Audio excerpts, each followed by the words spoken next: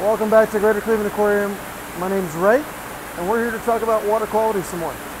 So today we're going to talk about where our water actually comes from, how we get salt water here at Greater Cleveland Aquarium. So for starters, we're going to talk about how we make our salt water and where it's made.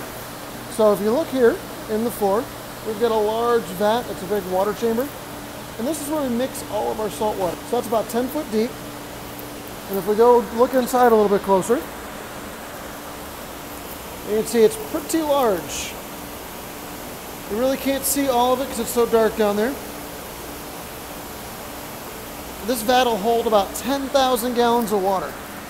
And if we're back up on deck and we're looking at the rest of the room, if you draw a line from there all the way back to there and all the way back over there and then back around to where I'm standing basically, that whole big space is actually where the chamber sits.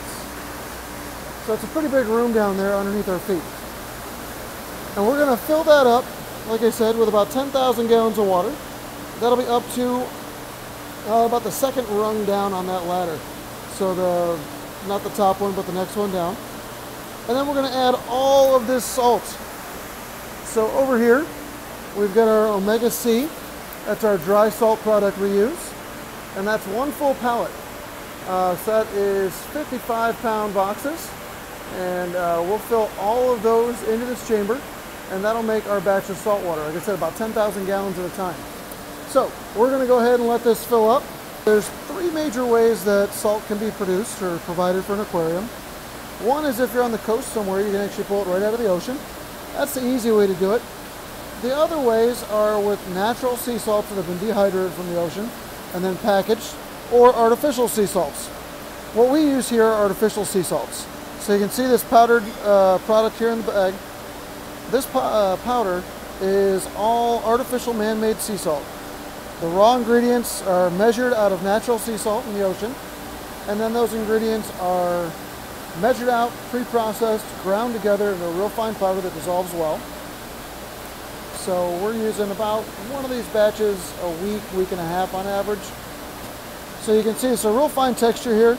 Each one of these bags, there's one single bag per box, and each one of these is going to make 180 gallons of salt water. That's going to get mixed into our vat, which I was talking about a moment ago.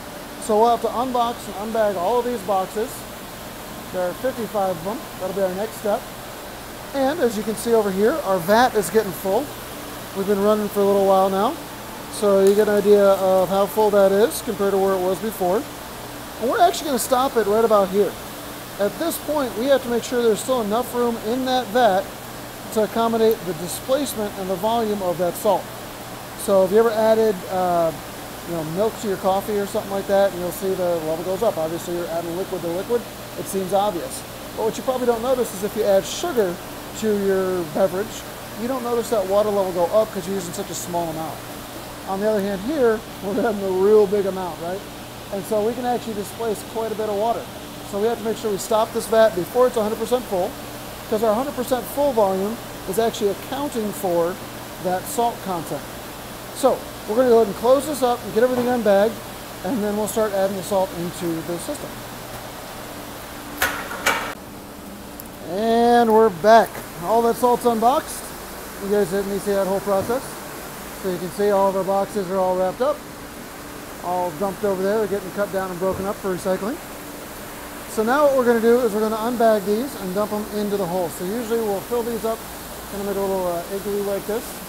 That makes it easier. Then we're going to slice and cut the bags open and dump them. So these are just twist tied on the top. So I'll take off the twist tie. Make sure we collect the twist tie so it doesn't end up in the water. And then we just dump them. And that's the purpose of having that grating there, is so nothing falls down big, but we can also dump the salt right through it. So we're going to do this for a little while now. That's our next step. Once we get all this salt unbagged and put into that vat, it's then going to go for 24 hours before it gets tested. At that time, at 24 hours, we'll go take it to the lab where we've been in past videos. And in the lab, we're going to test for salt content, Check for chlorine content, because we were using city water. We don't want that chlorine in there. We'll get all the chlorine out of the water.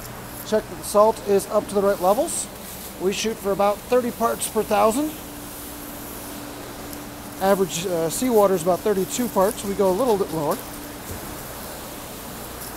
And then at the 48-hour mark, we'll retest again. If anything was out of balance during the first one, we made adjustments to it.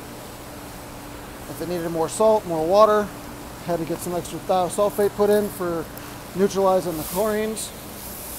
And then at 48 hours, we'll go ahead and use that and have it sent over to our usage basin where it gets shipped around the building to be used by all the animals. So, without boring you, seeing me do each and every one of these bags, we're going to wrap up here, guys. I'm going to get on this with 2 hands. It's a little bit easier. Hope you're all staying safe and healthy out there, and we look forward to seeing you back at the aquarium when we're open to the public.